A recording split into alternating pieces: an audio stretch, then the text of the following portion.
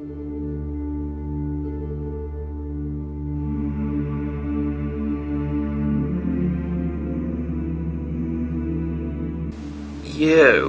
and welcome to the assembled portion of the Titan Forge Vampiric Bats video. Let's look at this guy first. He's perched on a nice grave there, or some kind of obelisk. Looks like he's just swooping down to snatch something up, probably a human. This next guy, sitting on top of a statue. You have a lot of freedom of where to pose these guys actually, because there's no kind of slot points for their feet or anything.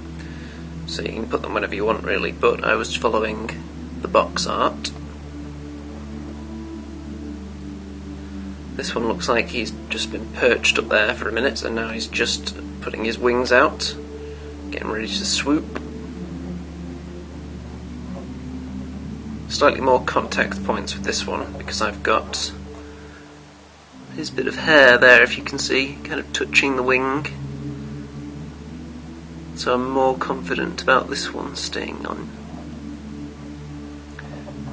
Don't know if you can see, but on the bases there are small tiny bits of cork, and that's because the stones that you put in the gaps that were left on the base leave a small gap around the edges.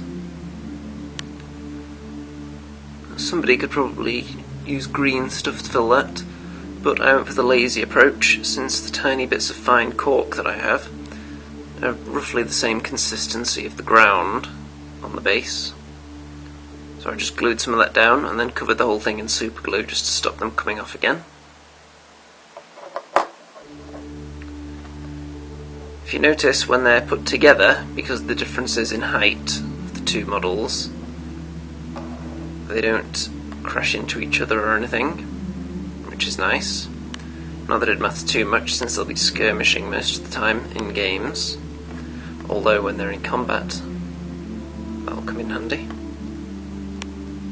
Well, these are looking pretty damn sweet already.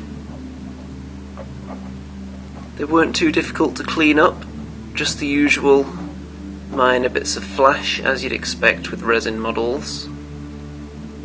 Not really any mould lines to speak of other than really faint in one or two places.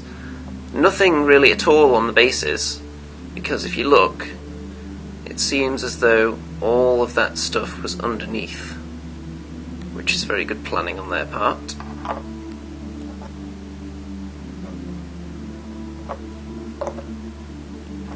They did have quite a lot of dust on them, which I presume was resin dust, so I did rinse them off. I don't usually bother doing that with my models because I'm too lazy, but I did with these guys because they were quite dusty.